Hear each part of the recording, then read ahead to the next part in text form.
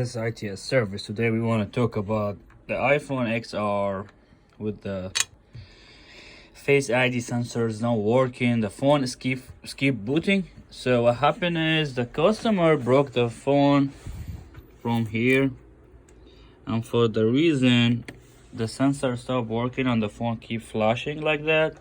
So when I'm checking the cable it has a lot of water corrosion came inside, so I cleaned and it's not working, and I saw this hole on the cable. So what I did, I bought the aftermarket cable. It's this one, and I hooked the sensor, the original sensor, to it by using the head gun, and this is the aftermarket sensor. And there we are.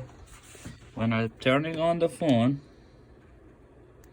working normally, and it doesn't show the Face ID is not working anymore. So I said, you know what, let me just post this video for the people. If you guys have broken cable like that, just buy the aftermarket one. They came like that, you see it, and try to use the head gun and change the Face ID sensor, and it's back to work. This is iPhone XR, removing sensor from old one to the new one aftermarket. Thanks for watching.